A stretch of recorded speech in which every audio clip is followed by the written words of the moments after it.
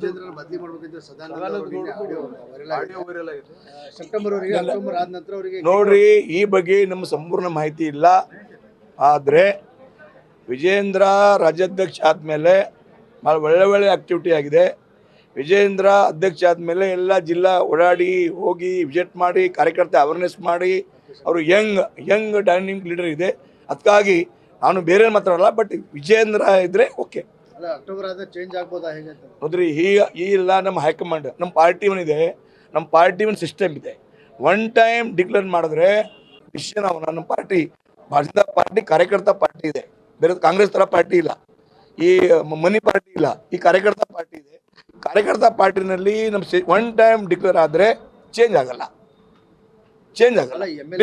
MLC election ಟೈಮಲ್ಲಿ cross voting ಎಲ್ಲ ಆಯ್ತಲ್ಲ, ಆ ಒಂದು ವಿಷಯ ನೋಡ್ರಿ ನಾನು ಹೇಳ್ತಾ ಇದ್ದೀನಿ. ಈ ಕೂಡ ನಮ್ಮ MLAಗೆ ಭಾಳ ದುರ್ದೈವಿ ಘಟನೆ ಇದೆ, ನಮ್ಮ ನೋವು ಇದೆ.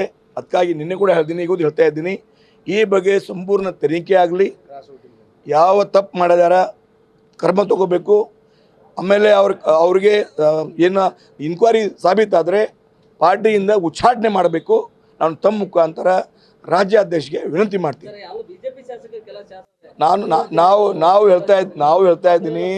ನಾವು ಹೇಳ್ತಾ ಇದ್ದೀನಿ ಹಿಂಗೆ ಬಂದರೆ ಇನ್ಕ್ವೈರಿ ಒಳಗೆ ಬಂದರೆ ಪಾರ್ಟಿ ಹೈಕಮಾಂಡ್ ಅವರು ರಾಜ್ಯಾಧ್ಯಕ್ಷ ಅವರು MLAಗೆ ಉಚ್ಚಾಟನೆ ಪಕ್ಕಾ ಮಾಡಬೇಕು ನಮ್ಮ ವಿನಂತಿ ಇದೆ. ಸಾಕಪ್ಪ,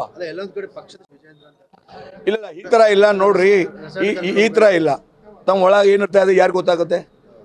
ಒಟ್ಟಿನಲ್ಲಿ ಬೇರೆ ಬಾಯಿನಲ್ಲಿ ಬೇರೆ ಅಂದರೆ ಏನು ಯಾರು ಬ್ರಹ್ಮದೇವಿ ಮಾಡಕ್ಕೆ ಬರಲ್ಲ.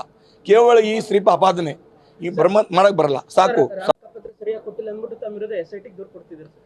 ನೋಡ್ರಿ, ಈ ಎಲ್ಲ ಸುಳ್ಳು ಮಾಹಿತಿ ಇದೆ, ಸುಳ್ಳ